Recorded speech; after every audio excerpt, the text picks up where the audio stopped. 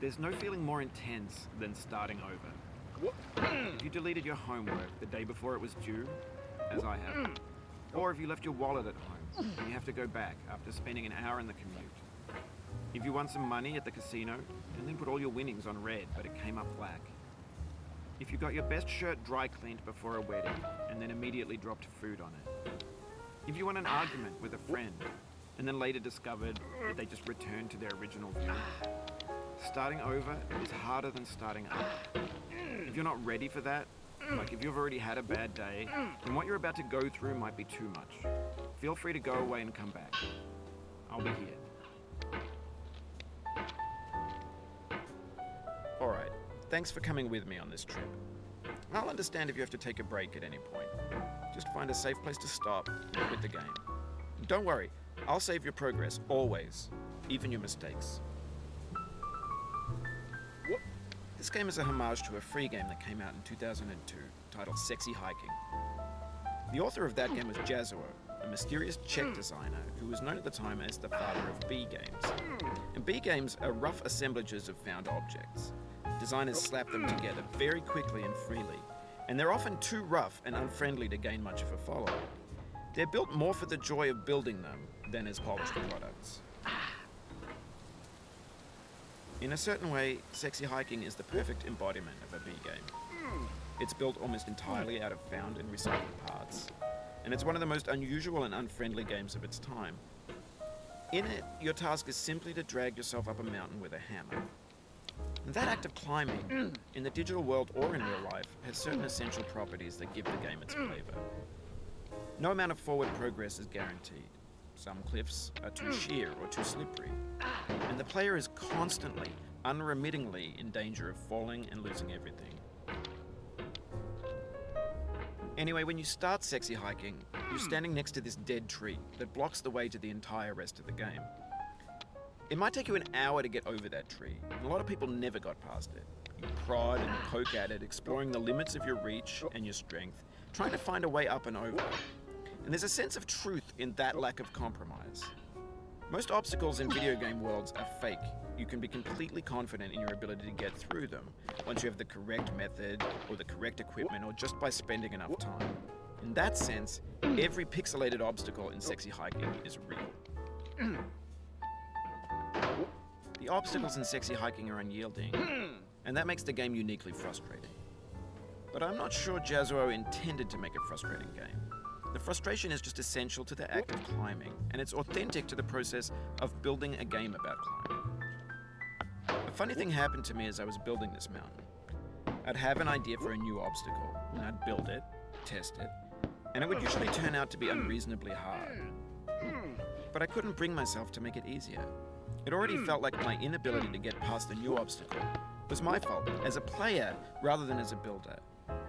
Imaginary mountains build themselves from our efforts to climb them, and it's our repeated attempts to reach the summit that turns those mountains into something real. When you're building a video game world, you're building with ideas, and that can be like working with quickset cement. You mold your ideas into a certain shape that can be played with, and in the process of playing with them, they begin to harden and set until they're immutable, like rock. And at that point, you can't change the world. Not without breaking it into pieces and starting fresh with new ideas. For years now, people have been predicting that games would soon be made out of prefabricated objects, bought in a store and assembled into a world. And for the most part, that hasn't happened, because the objects in the stores are trash. I don't mean they look bad or that they're badly made, although a lot of them are. I mean they're trash in the way that food becomes trash as soon as you put it in the sink.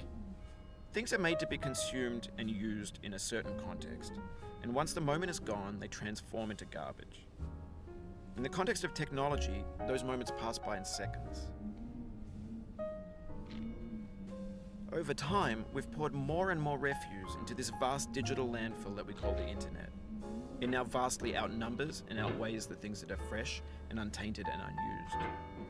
When everything around us is cultural trash, trash becomes the new medium, the lingua franca of the digital age. And you can build culture out of trash, but only trash culture. B games, B movies, B music, B philosophy. Maybe this is what digital culture is. A monstrous mountain of trash, the ash heap of creativity's fountain. A landfill with everything we ever thought of in it. Grand, infinite, and unsorted. There's 3D models of breakfast, Gen X's fanfic novels, scan magazines, green screen Shia LaBeouf, banned snuff scenes on LiveLeak. Facebook's got lifelike bots with unbranded adverts and candid shots of Kanye and Taylor Swift mashups, car crash epic failed GIFs, Russian dashcam vids, discussions of McRibs, discarded, forgotten, unrecycled, muddled, rotten, untitled. Everything's fresh for about 6 seconds, until some newer thing beckons, and we hit refresh.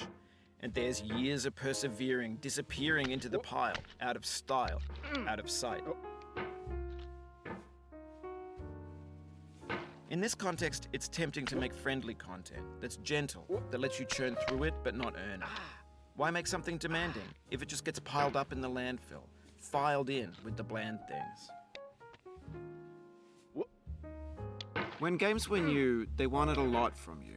Daunting you, taunting you, resetting and delaying you. Players played stoically. Now everyone's turned off by that.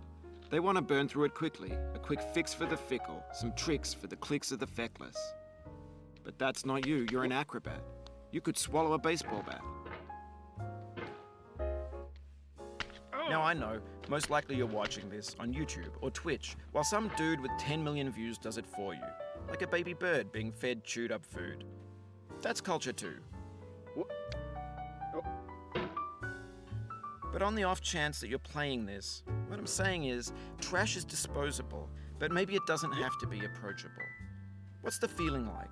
Are you stressed? I guess you don't hate it if you got this far, feeling frustrated. It's underrated. An orange is sweet, juicy fruit locked inside a bitter peel. That's not how I feel about a challenge. I only want the bitterness. It's coffee. It's grapefruit. It's licorice. It feels like we're closer now. Composer and climber, designer and user. You could have refused, but you didn't.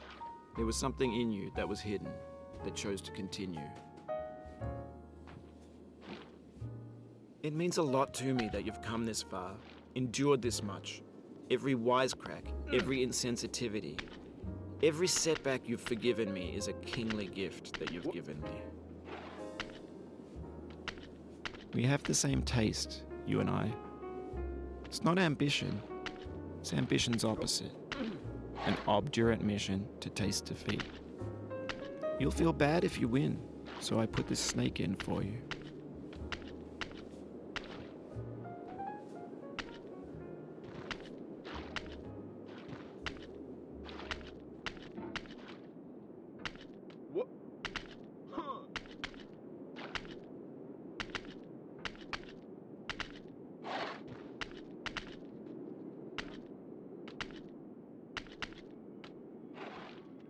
Have you thought about who you are in this? Are you the man in the pot, Diogenes? Are you his hand? Are you the top of his hammer? I think not. Where your hand moves, the hammer may not follow, nor the man, nor the man's hand. In this you're his will, his intent, the embodied resolve in his uphill ascent. Now, you've conquered the ice cliff, the platforms, church and the rectory, the living room and the factory, the playground, the construction site, the granite rocks and the lakeside. You've learned to hike. There's no way left to go but up, and in a moment I'll shut up. But let me say, I'm glad you came. No. I dedicate this game to you, the one who came this far. No. I give it to you with all my love.